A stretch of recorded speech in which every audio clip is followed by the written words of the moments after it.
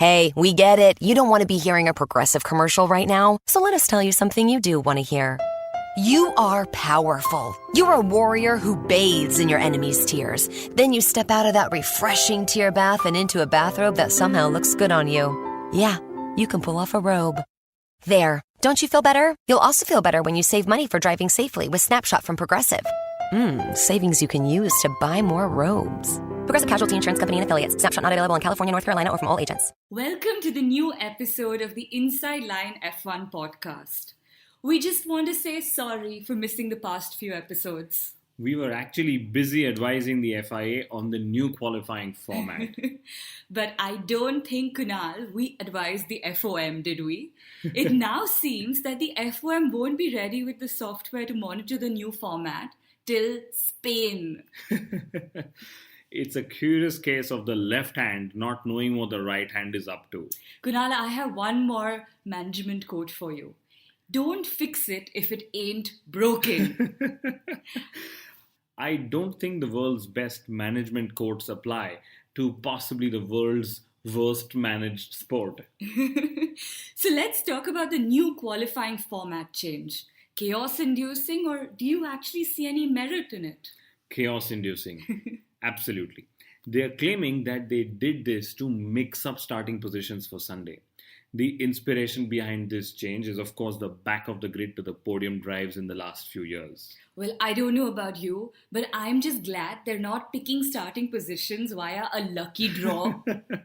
But, maybe and just maybe that seems far less complicated than the new proposed format. But then again, what is Formula One minus its forced complexity? And from what we understand, the sport is pretty much about cars going racing. So let's assume that qualifying will get more exciting, which is actually good advertisement for the sport on Saturday to encourage tune-ins on Sunday. But when people do tune in on the Sunday, we offer them a product that relies on artificial means to spice up the action. We have DRS, Pirelli tires, and sometimes even the Mercedes pit wall. Mark my words, Saturdays will only get better. I think the next time I go watch a race, I will only buy Saturday tickets. The fun certainly seems to be on Saturday, let's admit it. I really wish Bernie doesn't tune into this week's episode, else he will sell Saturday-only tickets at a premium. And to support this claim, we already have a pole position trophy. Mithila, we are acting like Bernie Ecclestone now. We are bashing up the very sport that gives us all the love and listens, but hasn't given us any of the money. Well, drivers also spoke about needing to lose more weight. Again. I think they are taking their Amber Lounge appearances way too seriously. Moving on to the new car launches.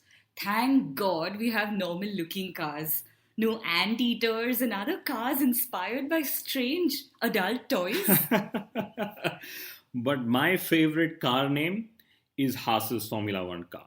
They've called it the VF16, and I really hope it's an inspiration from the famous American fighter. But of course, the team would be hoping that their car is as deadly on track as the fighter plane it is named after. Renault's 2016 car is delayed. Maybe they're already feeling Maldonado's loss. I mean his money, of course. We also missed Bernie talking down on Formula One again.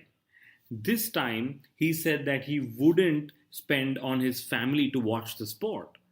It is so silly that it comes from the CEO of the sport. If there is one man who can make changes, it is him.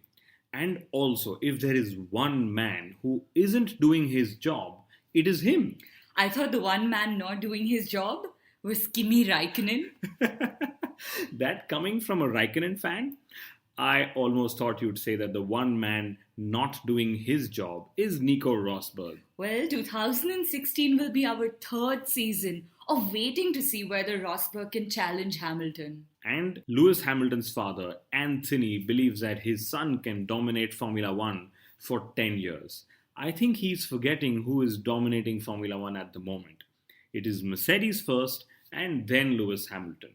And Mithila, if history teaches us a lesson, it is that soon we will see rule changes just to slow Mercedes down. It has happened to Ferrari in the past and Red Bull as well. What if Formula One loses Lewis to music though? Did Anthony not think of that? Or he could even be a Hollywood actor. Given the millions he's raked in, he can possibly become a pay actor, an actor who produces his own movies. Well said. In other news, Tag Heuer moving to Red Bull, Sir Casio moving to Toro Rosso. The sister teams are now exchanging more than just technology and drivers after all. And McLaren bagged Richard Mille, who were formerly with Lotus. I can only feel for McLaren. From a third grade engine, they are now signing up third grade sponsors. Well, at least they have sponsors. Enough of the fun and jokes. Now let's get a little serious. Kunal, it's time to talk about the first pre-season test. Tell me, what is the metric to measure whether a test has been good or not? Let me be honest, there isn't a straightforward metric at all. There are only assumptions based on permutations and combinations when you compare lap times between different drivers and different teams. So you have to take into account the tire compound used. For example, the ultra soft is possibly a second quicker than the soft. Then there's a fuel load, which is always an assumption because teams never reveal what fuel loads their drivers were carrying. And the one other crucial element which gets missed a lot of times is the time of the day when the driver set his lap time. Tracks tend to behave differently in different sessions depending on track temperature, wind direction, speed, etc. If only it was as simple as you make it sound. I think it is best to just take testing times with a pinch of salt. Absolutely. We've seen how teams are tempted to put in that one blazing PR lap time. And as boring as testing may sound, I absolutely love it. Teams end up pushing their boundaries even more so in tests. And what I really love is those cool aero rakes, very cool looking gadgets, which I'm going to make sure is our profile picture for this episode, that they attach to the cars. I'm not sure how many other sports have so much interest generated in pre-season testing, or practice as one might call it in the world of sport. There's live broadcast, media coverage, tweeting. It's almost like a Grand Prix weekend, Kunal. And there is a pre-season episode of the Inside Line Formula One podcast bring as it well. On. And for all the F1 naysayers, I am not sure how many sports have teams practicing against each other. By that we mean seriously practicing. So here's our sign of times to come from the first pre-season test. Drum roll! Firstly, something that will make us very happy in the time to come. Cars seem louder than last season. We've spoken before about how engine sounds are to F1 as the squeaking of shoes is to the NBA. Oh yes, we've not done the math, but it seems that McLaren did the least number of laps in testing. In fact, on the last day, Alonso drove only 3 laps due to a minor issue. I wonder what would have happened if they had a major issue. Maybe they'd have skipped a few races. I think McLaren's major issue will be when Alonso wants to leave. And of course, Alonso predicted that McLaren could have the best chassis by Spain. I think he forgets that this era is also about having the best engine.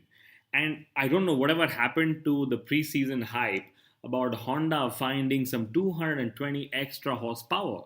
There's this whole deja vu going on, Kunal. So if you remember, Alonso had said in 2015 that McLaren needed to make up 5 seconds by Spain, basically the 5th race on the calendar, to be eligible for the podium.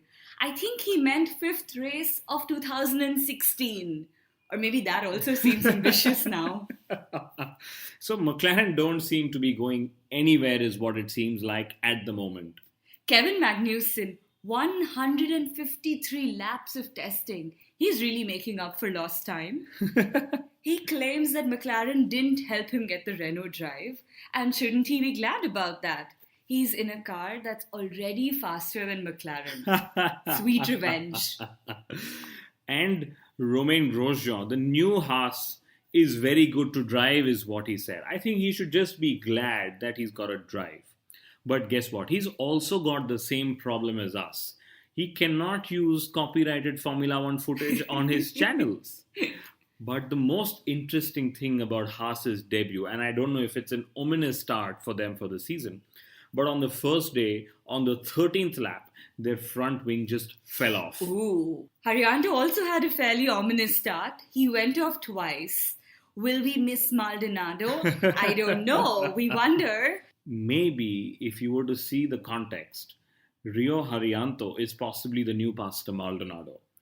Haryanto has the government backing from Indonesia, and if you remember, Maldonado had government backing from Venezuela. We wonder though, if Maldonado looked pretty, would he have been retained too?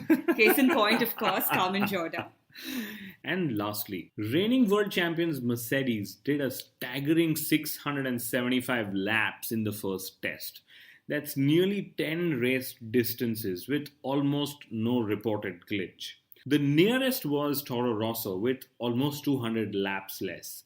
This is the sign of times to come, Mithila. Wow. And Ferrari, on their hand, are thinking of bringing Alfa Romeo to Formula One to beat Mercedes. That is Mercedes' current might. Vettel and Raikkonen have been topping timing sheets. Does this mean anything at all? It means that when Mercedes aren't topping the sheets, Ferrari most definitely will. The bigger sign of times to come, though, is what has been an indication from Alain Prost. The former 4 times world champion is sticking to his role as the head of Renault's Formula E team, and he won't be moving to the much more glamorous and illustrious F1 operations. His son races in Formula E too. Okay. I really wonder if this is a hint of the future. Here's another hint for the future. So our long-standing wish to see a Russia versus USA in Formula One. Kunal, it might finally come true. Vitaly Petrov, who was Russia's first ever Formula One driver, he could look to start a Russian Formula One team too. And as we know, he already runs a WEC team. I am just surprised that Vladimir Putin hasn't staked his claim to the racing seat already. Or maybe he has. And lastly, recognizing drivers might get only more complex in 2016. We have new drivers on the grid and new helmet designs to remember. Wow, I think the only thing that's simple about Formula One is tuning into the Inside Line F1 podcast. Thank you for tuning in to this week. We missed you in the last couple of weeks. We are now available on Audio Boom as well. And of course, there's iTunes, there's SoundCloud, there's YouTube, there's Facebook, there's Google+, and everywhere else on the internet. And with your support, we really hope that someday you will find us in the paddock of a Formula One Grand Prix. Thank you very much and see you next week. Pros bring something extra to every job. Now at the Home Depot, they also get something extra. Pro Extra, our free loyalty program built for pros just like you. Members earn perks with every dollar spent, like Pro Extra Dollars, a tool rental credit, and more. New members get $20 off their next in-store purchase of $200 or more just for signing up. Learn more at homedepot.com/Pro Extra. New year, more rewards, Pro Extra, only at the Home Depot. How doers get more done.